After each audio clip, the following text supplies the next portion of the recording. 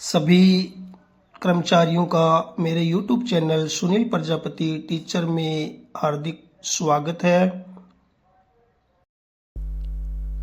तो साथियों, मेरा जो आज का वीडियो है वो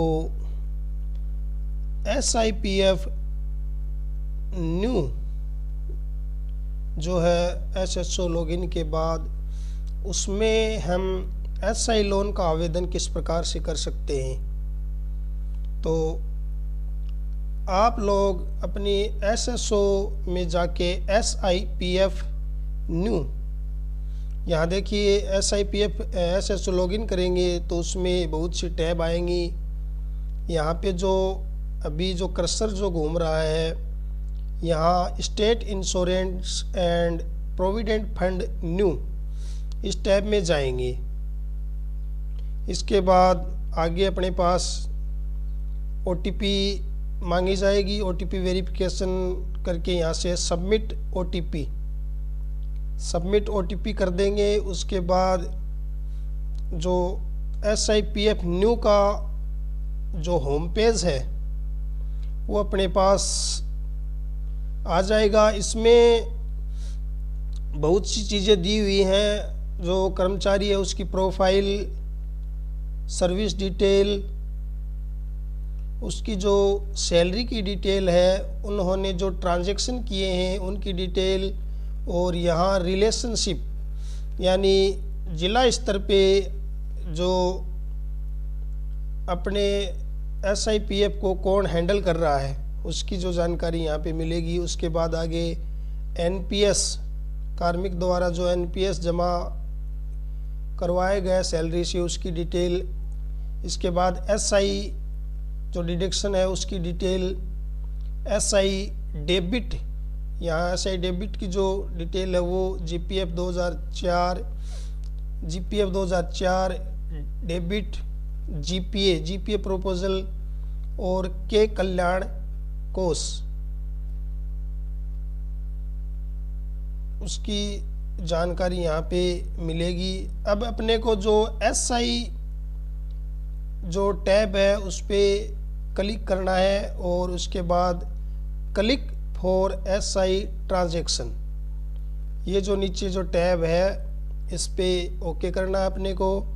उसके बाद अपने पास इस प्रकार से ये इंटरफेस आ जाएगा। यहाँ कार्मिक की पॉलिसी नंबर, करंट प्रीमियम यानी वर्तमान में जो SI कितना डिडक्शन हो रहा है उसकी जानकारी, अब तक इन्होंने कुल कितने कॉन्ट्रैक्ट्स किए हैं जैसे प्रथम घोषणा पत्र, और उसके बाद कितनी बार SI बढ़ाई गई है उसकी डिटेल, और SI की सम एश्योर्ड और सरेंडर वैल्यू। उसके आगे SI loan, SI claim, declaration, deposit, ये अलग टाइप दी हुई हैं। अब आपको यहाँ पे जो SI लोन लिखा हुआ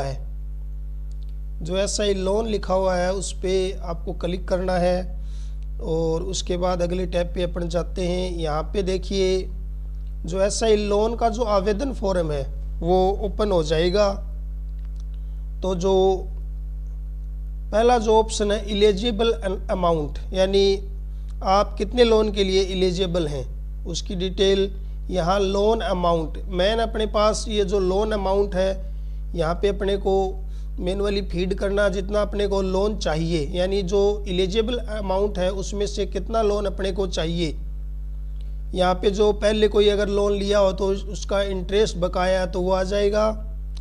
फिर पेनल इंटरेस्ट में जो इंटरेस्ट हमने जमा नहीं कराया उस पर जो कोई टैक्स अलग से कोई पेनल लगा है इंटरेस्ट तो वो आ जाएगा।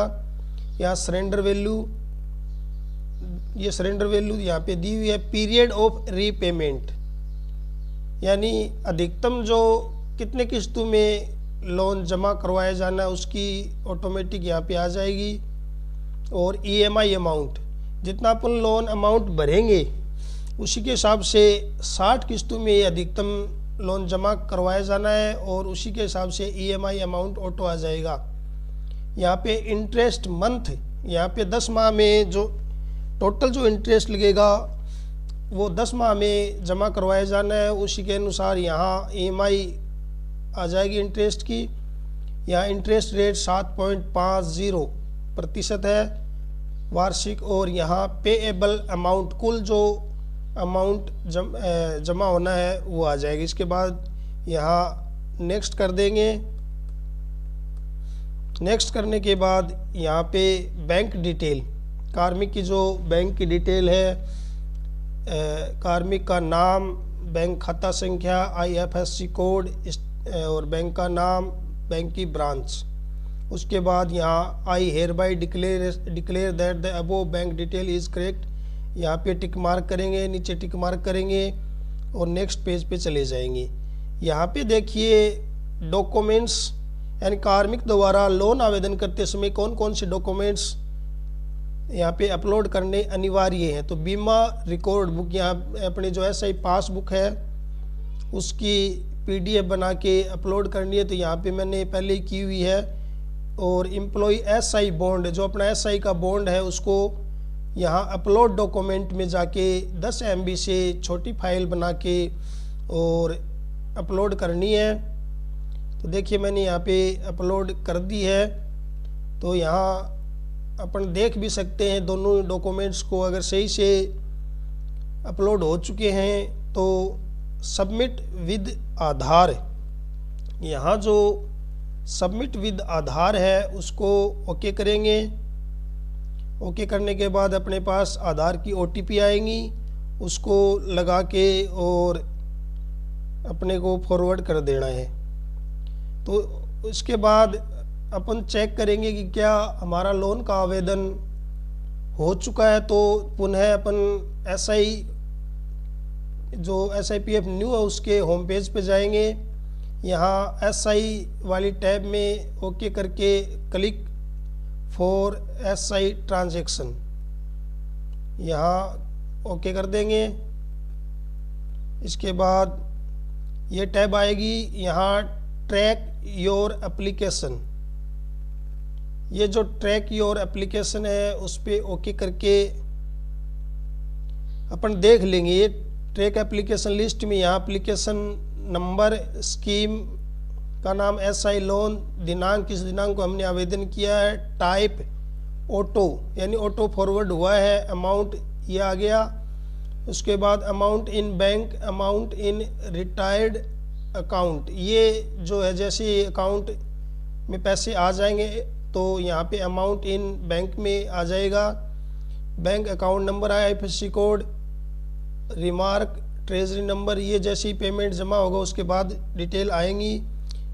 अब अपने को ये जो एप्लीकेशन नंबर है इस पर क्लिक करके और इस प्रकार से ये डिटेल आ जाएगी। कार्मिक ने यहाँ स्टेटस में देखते जाइए आप, कार्मिक ने सबमिट किया, OTP से फॉरवर्ड किया और ऑटो अप्रूव हो चुका है। तो आजकल ये सिस्टम बहुत ही अच्छा किया गया है कि जैसे ही कार्मिक आवेदन करता है लोन ऑटोमेटिक अप्रूव हो जाता है, अगर कार्मिक ने डिटेल सही से फीड की हैं तो। उसके बाद जो लोन डिटेल वाली जो टैब है, ये लोन डिटेल वाली टैब है, इस पे ओके करके इस प्रकार से सारी लोन की यहाँ डिटेल आ जाएगी। लोन अमाउंट कितना था, नेट पेमेंट कितना हुआ है, डेट ऑफ ड्रॉवल यानी कितनी तारीख को आवेदन किया है। यहाँ पे जैसे मंथ वाइज टोटल प्रिंसिपल जो मूलधन है अपन जो सैलरी से कटवाएंगे वो राशि यहाँ जमा होती जाएगी, यहाँ शेष जो बचेंगे वो राशि आ जाएगी। और यहाँ इंटरेस्ट प्लस पेनल यानी जो इंटरेस्ट है वो, और उस अगर इंटरेस्ट समय पे हमने जमा नहीं कराया तो उस पे जो पेनल इंटरेस्ट लगा उसकी जानकारी। उसके बाद यहाँ इंटरेस्ट और पेनल इंटरेस्ट यहाँ अलग अलग शो हो जाएंगे। टोटल इंटरेस्ट पेड, यहाँ पे जो ब्याज हम जमा करवाएंगे उसकी डिटेल आ जाएगी। यहाँ रिमेनिंग इंटरेस्ट यानी कितना ब्याज बचा हुआ है उसकी जानकारी आ जाएगी। फिर यहाँ पे देखिए नंबर ऑफ इंस्टॉल यानी हमने मूलधन जो है वो कितने इंस्टॉल में जमा कराया है। इसमें अपन जो SI लोन जो जमा करवाते हैं सैलरी से उसको हम SSO में जाके DDoSSO में जाके एडिट करवा सकते हैं, कम ज़्यादा करवा सकते हैं, लेकिन अधिकतम 60 किस्त होनी चाहिए। और ब्याज को भी एडिट करवा के अधिकतम 10 किस्तों में करवा सकते हैं, तो यहाँ पे उनकी जानकारी आ जाएगी।